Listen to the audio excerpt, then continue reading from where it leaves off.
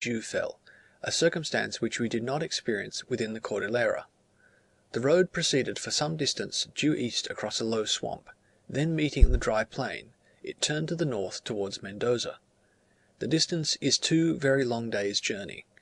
Our first day's journey was called 14 leagues to Estacado, and the second 17 to Luxan near Mendoza. The whole distance is over a level desert plain with not more than 2 or 3 houses. The sun was exceedingly powerful and the ride devoid of all interest. There is very little water in this traversia, and in our second day's journey we found only one little pool. Little water flows from the mountains, and it soon becomes absorbed by the dry and porous soil, so that, although we travelled at the distance of only 10 or 15 miles from the outer range of the Cordillera, we did not cross a single stream. In many parts the ground was encrusted with a saline efflorescence, hence we had the same salt-loving plants which are common near Bahia Blanca. The landscape has a uniform character from the Strait of Magellan along the whole eastern coast of Patagonia to the Rio Colorado, and it appears that the same kind of country extends inland from this river in a sweeping line as far as San Luis and perhaps even further north. To the eastwards of this curved line lies the basin of the comparatively damp and green plains of Buenos Aires. The sterile plains of Mendoza and Patagonia consist of a bed of shingle, worn smooth and accumulated by the waves of the sea, whilst the pampas, covered with thistles, clover, and grass, have been formed by the ancient estuary mud of the Plata. After our 2 days' tedious journey, it was refreshing to see in the distance the rows of poplars and willows growing around the village and river of Luxan. Shortly before we arrived at this place, we observed to the south a ragged cloud of dark reddish-brown colour. At first we thought that it was smoke from some great fire on the plains, but we soon found that it was a swarm of locusts. They were flying northward, and with the aid of a light breeze, they overtook us at a rate of 10 or 15 miles an hour. The main body filled the air from a height of 20 feet to that, as it appeared, of 2 or 3 thousand above the ground, and the sound of their wings was as the sound of chariots of many horses running to battle, or rather I should say, like a strong breeze passing through the rigging of a ship. The sky, seen through the advanced guard, appeared like a mezzotinto engraving, but the main body was impervious to sight. They were not, however, so thick together but that they could escape a stick waved backwards and forwards. When they alighted, they were more numerous than the leaves of the field, and the surface became reddish instead of being green. The swarm having once alighted, the individuals flew from side to side in all directions. Locusts are not an uncommon pest in this country. Already during the season, several smaller swarms have come up from the south, where, as apparently in all other parts of the world, they are bred in the deserts. The poor cottagers in vain attempted by lighting fires, by shouts, and by waving branches to avert the attack. This species of locust closely resembles, and perhaps is identical with, the famous Gryllus migratorius of the east. We crossed the Luxan, which is a river of considerable size, though its course towards the sea-coast is very imperfectly known. It is even doubtful whether, in passing over the plains, it is not evaporated and lost. We slept in the village of Luxan, which is a small place surrounded by gardens, and forms the most southern cultivated district in the province of Mendoza. It is 5 leagues south of the capital. At night I experienced an attack, for it deserves no less a name, of the bencucha, a species of the reduvius, the great black bug of the pampas. It is most disgusting to feel soft, wingless insects, about an inch long, crawling over one's body. Before sucking they are quite thin, but afterwards they become round and bloated with blood, and in this state are easily crushed. One which I caught at Iquique, for they are found in Chile and Peru, was very empty. When placed on a table, and though surrounded by people, if a finger was presented, the bold insect would immediately protrude its sucker, make a charge, and, if allowed, draw blood. No pain was caused by the wound. It was curious to watch its body during the act of sucking, as in less than 10 minutes it changed from being flat as a wafer to a globular form.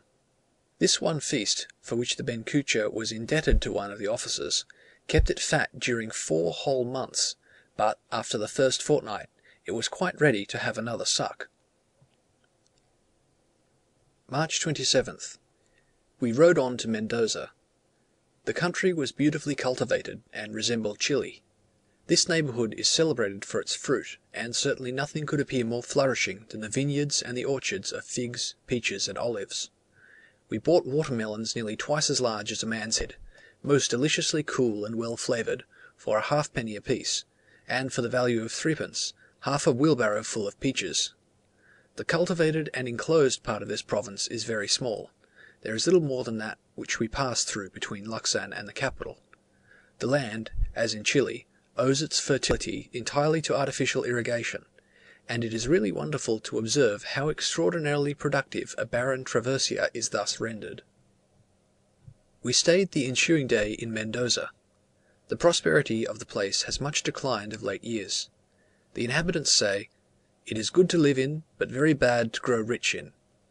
The lower orders have the lounging, reckless manner of the gauchos of the Pampas, and their dress, riding gear, and habits of life are nearly the same.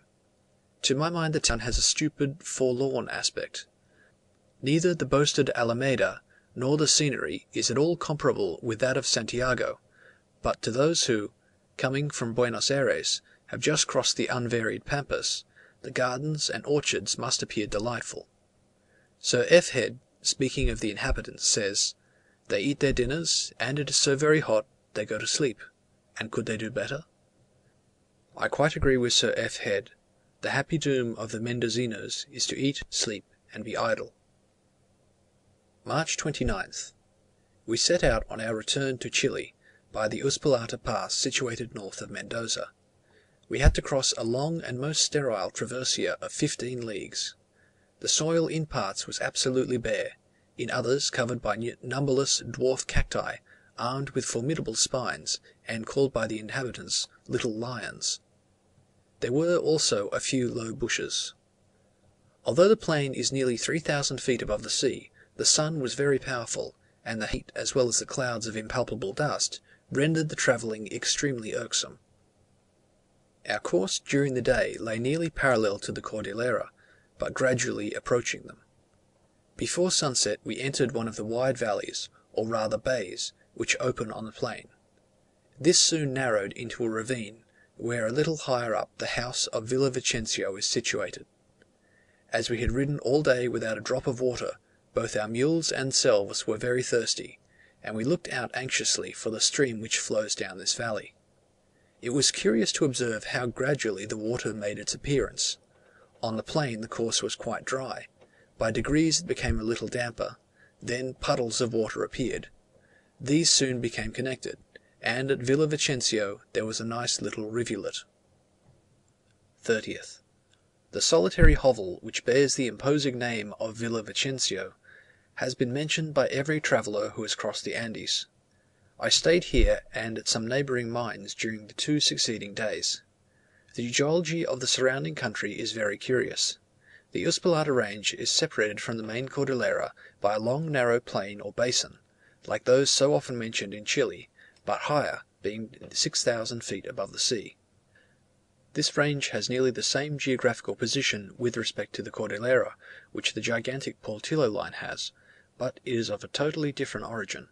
It consists of various kinds of submarine lava, alternating with volcanic sandstones and other remarkable sedimentary deposits, the whole having a very close resemblance to some of the tertiary beds on the shores of the Pacific. From this resemblance I expected to find silicified wood, which is generally characteristic of these formations. I was gratified in a very extraordinary manner. In the central part of the range, at an elevation of about 7,000 feet, I observed on a bare slope some snow-white projecting columns. These were petrified trees, 11 being silicified, and from 30 to 40 converted into coarsely crystallized white calcareous spar. They were abruptly broken off, the upright stumps projecting a few feet above the ground. The trunks measured from 3 to 5 feet each in circumference. They stood a little way apart from each other, but the whole formed one group. Mr. Robert Brown has been kind enough to examine the wood. He says it belongs to the fir tribe, partaking of the character of the Araucarian family, but with some curious points of affinity with the yew. The volcanic sandstone in which the trees were embedded, and from the lower part of which they must have sprung, had accumulated in successive thin layers around their trunks, and the stone yet retained the impression of the bark. It requires little geological practice to interpret the marvellous story which this scene at once unfolds.